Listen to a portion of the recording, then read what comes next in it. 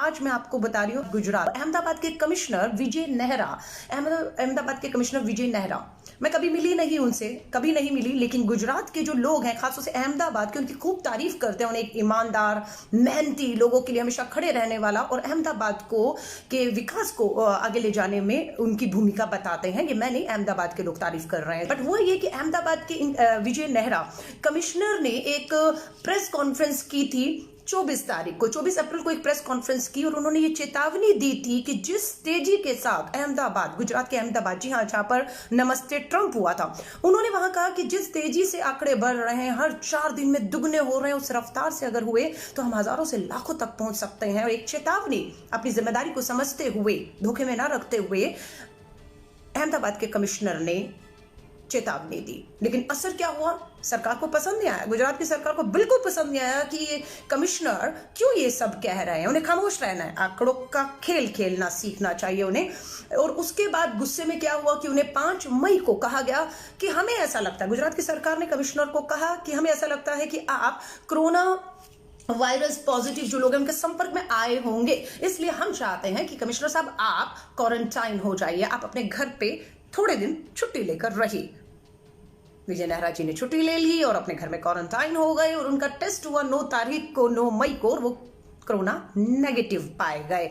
और अब उनकी इच्छा थी कि एक समय ऐसा है आपदा का कि वो घर नहीं बैठ सकते हैं, उन्हें अपनी ड्यूटी पर आना है। उससे पहले उन्हें नोटिस थमा दिया गया, उनकी छुट्टी कर दी गई। अहमदाबाद कमिश्नर के पद से विजय नेहरा को हटा दिया गया है।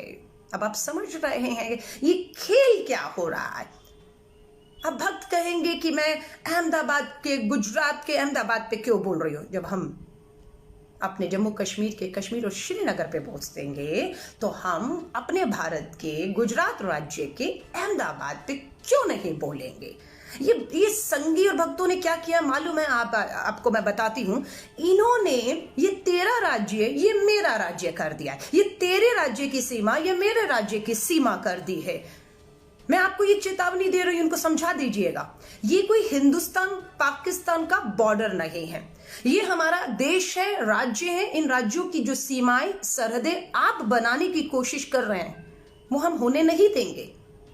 मजदूरों के साथ, माफी चाहूंगी इन शब्दों का इस्तेमाल करना पड़ रहा है, कि आज देश के गरीब मजदूर लाखों जो सड़कों पर है, भूखे और प्यासे मीलों चल रहे हैं, उनके साथ सरहदें बना दी गई हैं। गाजियाबाद यूपी का बॉर्डर, आज के हालात देखे आप, गाजियाबाद यूपी के बॉर्डर पे हालत क्या हो चुकी है। कोई सोशल डिस्टेंसिंग नहीं है और भीड़ में दबे हुए मजदूर गरीब अपने घरों में जाने के लिए सरहद पर रोक दिया गया है उन्हें, और ये कहते हैं हम सरहद पार नहीं करने देंगे। आप कौन होते हैं सरहद बनाने वाले? ये इस तरह से व्यवहार कर रहे हैं जैसे हिंदुस्तान पाकिस्तान की सरहद पर कोई आतंकी है जिसे घुसने नहीं दिया जाएगा भारत में। इसी तरह का व्यवहार किया जा रहा है उस गरीब मजदूर से। क्या आप उन्हें सरहद अपने घर नहीं जाने देंगे?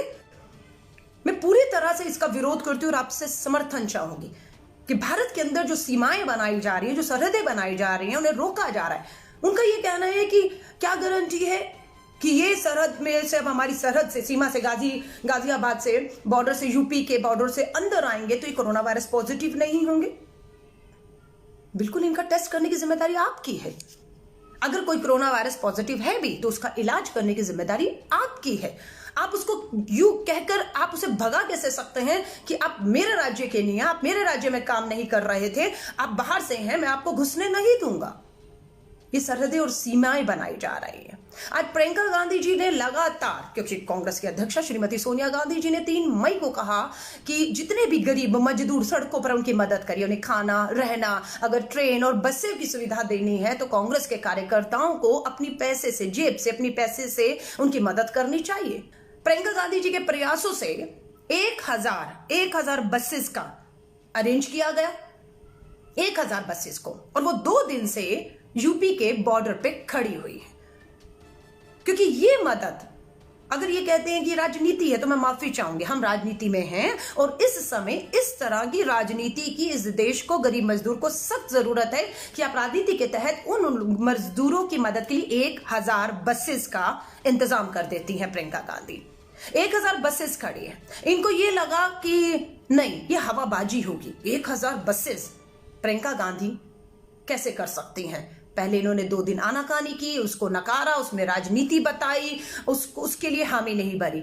लेकिन फिर इनको लगा कि क्यों नहीं एक बार प्रियंका गांधी का टेस्ट किया जाए, और उन्होंने लेटर लिखा प्रियंका गांधी जी को, योगी सरकार ने, कि हाँ ठीक है, हम आपकी 1000 बसेस का अपने मजदूरों को लाकर के लिए इजाजत देते हैं, लेकिन आप अपने बसों के नंबर और ड्राइवर के नाम, फोन नंबर, 3 चीजें हमें बताइए। उन्हें लग रहा था कि शायद प्रियंका गांधी नहीं कर पाएंगी, लेकिन प्रियंका गांधी जी की इन 1000 बसों की तैयारी, उस नंबर को वायरल करना, लोगों के कॉल रिसीव करना, एक डाटा बनाना और उसकी तैयारी करने में एक लंबा समय लगा था। और उसके बाद वो आज यहां पहुंची थी कि उन्होंने कहा मेरी बसें खड़ी हैं, ऑलरेडी खड़ी हैं, फिर भी आप कहते हैं कि नाम और नंबर दीजिए, हम दे देते हैं। और कुछ घंटों के अंदर ही, जैसे ही योगी आदित्यनाथ मुख्यमंत्री का लेटर मिला कि आप हमें बस से ड्राइवर का नाम और मोबाइल नंबर दीजिए, प्रियंका गांधी ने कुछ घंटों में, 2-3 घंटों के अंदर ही वो सारी की सारी जानकारी उत्तर प्रदेश की सरकार को भिजवा दी है। अभी मैं TV 9 भारत के इंटरव्यू पर थी, और वहां पर जब पता लगा कि आप नहीं फंसा पाए, आपको लग रहा था कि ये झूठी जानकारी होगी, प्रियंका गांधी जो बता रही है 1000 बसेस खड़ी हैं वो तो सच खड़ी हैं, तो अब क्या कहा? अब कहा नहीं नहीं नहीं नहीं, हम इतने लोगों को अभी ले कैसे पाएंगे, उनकी तो टेस्टिंग करनी पड़ेगी, उस टेस्टिंग में समय लगेगा। तो आप बनाइए ना उनके लिए शिविर, कैंप लगाइए ना, उन्हें उनके खाने और रहने का इंतजाम कीजिए ना, आप उनका टेस्ट कीजिए ना, जो पॉजिटिव है उनको इलाज दीजिए, जो नेगेटिव है उन्हें घर भेजिए ना। नए से नए बहाना ढूंढे चले जा रहे हैं। जैसे अहमदाबाद के कमिश्नर को बताया कि आप सही आंकड़े बता रहे हैं। गुजरात के अहमदाबाद की अभी की रिपोर्ट आई है, जैसे दिल्ली के मुख्यमंत्री केजरीवाल आंकड़ों से खेल रहे हैं, मौत के आंकड़ों को वो छुपा रहे हैं, बता नहीं रहे, क्योंकि उसमें उनकी थू-थू होती है, उनकी नाकामियां सामने आती हैं। वैसे ही गुजरात का अहमदाबाद चाइना का वुहान बन रहा है, क्योंकि जब चाइना में कोरोना वायरस हुआ तो वुहान एक सिटी है जो केंद्र बनी वो कोरोना वायरस का। इसी तरह पूरे देश के गुजरात का अहमदाबाद सेंटर बन चुका है। आज गुजरात के अंदर आज 18 मई को 35 मौतें मात्र गुजरात में हुई, और उनमें से 31 मौतें अहमदाबाद की हैं। ये राजधानी है गुजरात की, ये मॉडल है उसका।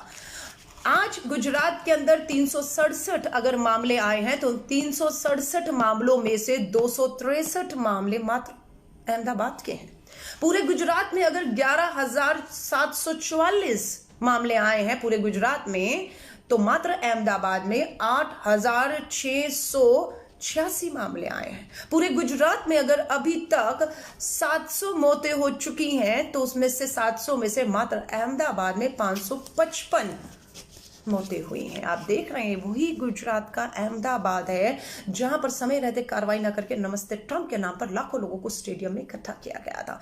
और यही अहमदाबाद के कमिश्नर ने जब जगाने का काम किया, तो उनको कहा आपको ही क्वारंटाइन हो जाना चाहिए, आपको ही लगता है कि आपको कोरोना वायरस शायद हो गया है, उन्हें घर भेज दिया गया। उसके बाद उनका टेस्ट हुआ है और वो नेगेटिव पाए जाते हैं, और उसके बाद जब वो इच्छा जाहिर कर रहे हैं कि इस आपदा के घन संकट में मैं घर नहीं बैठ सकता हूं, मुझे अपनी ड्यूटी पर आना है, तो उनकी छुट्टी कर दी गई अहमदाबाद कमिश्नर के पद से। तो मैं आपको साफ साफ कह रही हूं, सिर्फ आंकड़ों से खेला जा रहा है। राजनीति की बात है, निर्मला सीतारमण जी को आपने सबने सुना, वीडियो खूब वायरल हुआ, मैंने भी शेयर किया। निर्मला सीतारमण जी वित्त मंत्री हैं, वो राहुल गांधी जी को कह रही हैं कि आप क्यों उस गरीब मजदूर को मिलने गए, आपने क्यों उसका दर्द सुना, आपने क्यों उसकी कहने पर उसकी मदद की, उसको गाड़ी व्यवस्थित करके उसके घर तक पहुंचा दिया। उनका ये कहना था कि आपने उसके साथ बैठकर, उसको बिठाकर, उससे बात करके उसका समय बर्बाद किया। आपको ये नहीं करना चाहिए था, आपको उसके बच्चों को उसका सूटकेस उठाकर उसके साथ पैदल चलते चलते बात करनी थी, उसके घर तक ले जाते हुए पैदल, ताकि उसका समय बर्बाद ना होता। ये हमारी वित्त मंत्री का बयान है। आज एक और वीडियो सामने आया है, टीवी के अंदर चल रहा है, वायरल है, आपने देखा या नहीं देखा मुझे नहीं मालूम है। अनाज की गाड़ियां जिसपे लिखा हुआ है कोरोना आपदा राहत सामग्री जा रही है, उसमें कोरोना आपदा राहत सामग्री जा रही है उन सरकारी ट्रक में, और वो ट्रक में सामग्री क्या थी, गरीब के लिए मुफ्त भेजा गया 1000 बोरी अनाज था, जो कहां भेजा गया था, उत्तर प्रदेश के गरीब मजदूर किसान के घर पहुंचाने के लिए 1000 बोरी अनाज भेजा गया केंद्र से उत्तर प्रदेश में, लेकिन वो पहुंचा कहां? उत्तर प्रदेश नहीं पहुंचा। वो ट्रक मध्य प्रदेश में पाया गया और उसकी काला बाजारी हो रही थी। 1000 की जो मुफ्त में अनाज उत्तर प्रदेश पहुंचना था, वो काला बाजारी और बिकने के लिए मध्य प्रदेश में पकड़ा गया है। न्यूज देख लीजिएगा, वायरल है, मैं कुछ नहीं कह रही इसमें। लेकिन अगर हम आपसे दूसरे राज्यों की बात करते हैं, क्योंकि वो राज्य, इनका कहना है कि वो तुम्हारा राज्य, ये मेरा राज्य है, ये तुम्हारे लिए होगा। ये जिनको हिंदू मुस्लिम करने की आदत है ना, ये तुम्हारा राज्य, ये मेरा राज्य, तुम्हारी सरहद मेरी सरहद, हाँ ये तुम्हारी सरकार, ये मेरी सरकार। जी नहीं, ये देश हमारा है, इस देश का हर राज्य हमारा है, इस देश का मजदूर हमारा है। इसलिए मैं आपसे कह रही हूं, बहुत से अच्छे अधिकारी, जिस तरह से मैंने अहमदाबाद कमिश्नर विजय नेहरा के बारे में आपको बताया है कि किस तरह एक साजिश करके, क्योंकि वो सच्चाई बता रहे थे, उन्हें वहां से बर्खास्त किया गया है। और प्रियंका गांधी जी की 1000 बसें उत्तर प्रदेश के बॉर्डर पे तैयार खड़ी हैं, फोन नंबर, ड्राइवर के नाम, सब कुछ, बसों के नंबर भी दिए जा चुके हैं। अब बस इंतजार है कि कोई और बहाना ना लगाते हुए उन बसों को उत्तर प्रदेश की सरहद के भीतर जाने दिया जाए, वरना गाजियाबाद का आज का जो मंजर हम सब ने देखा है, वो अपने आप में खतरा पैदा करता है। आप सभी से कहूंगी, अपने आप को सुरक्षित रखिए और बिल्कुल इस गरीब मजदूर की आवाज, क्योंकि एक और मजाक बार बार भाजपा के प्रवक्ताओं द्वारा श्री राहुल गांधी जी ने जब तीसरी प्रेस वार्ता की तो उसमें ये सुझाव दिए थे कि ये जो लाल और संतरी और हरा जोन है, कि कौन सबसे खतरनाक इलाके हैं जहां पर सबसे ज्यादा कोरोना वायरस पॉजिटिव के लोग हैं, और ग्रीन जहां पर कोई नहीं है, ये केंद्र नहीं तय करे, ये राज्य को तय करने दीजिए, क्योंकि वो जमीन पर उन्हें ज्यादा हकीकत इस बात की मालूम है।